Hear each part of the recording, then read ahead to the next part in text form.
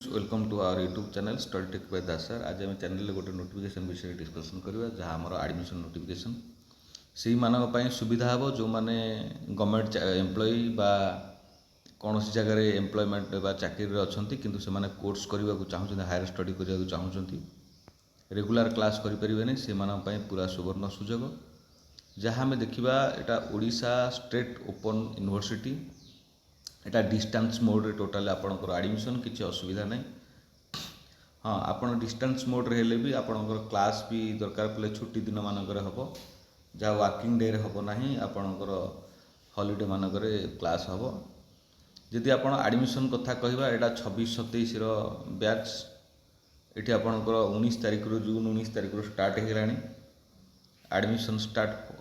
From 19 रु start होगा close होची आपणकर अगस्ट 20 प्रायतः आपणकर 2 मास ये टाइम अच्छी ता भीतर एडमिशन करेंगे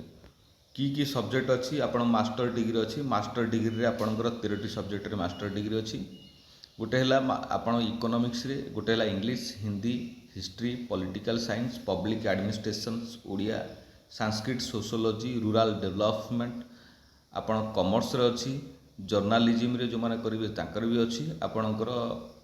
अच्छी डिजास्टर मैनेजमेंट MBA रे जो माने डिजास्टर मैनेजमेंट उपर करे तांकर ही अच्छी आपण 13टा सब्जेक्ट रे मास्टर डिग्री अच्छी जदि कहवा बाकी रहा 6टा सब्जेक्ट रे आपणकर अच्छी बैचलर डिग्री जहाँ यूजी बेली कहवा सेठी आपणकर बैचलर डिग्री जो माने इकोनॉमिक्स ऑनर्स नहीं पढ़ी पारे इंग्लिश ऑनर्स नहीं पढ़ी पारे हिंदी हिस्ट्री आ ओडिया पॉलिटिकल साइंस एठी आपणकर ये 6टी सब्जेक्ट रे आपणकर अच्छी जो माने ग्रेजुएशन करने को चाहते कथा है जे आपण मैंने ये फॉर्म एडमिशन प्रोसेस रे आप जातु एडमिशन करूँ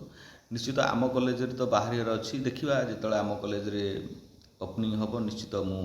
भी जनइबी या भितर आमर होगले आपण मैंने ये एडमिशन कर सुविधा हम रही धन्यवाद थैंक यू जे आपण मैंने चैनल सहित जोड़ी रही था जेकोसी न्यूज आसो निश्चित ये चैनल माध्यम आम अपलोड करवा।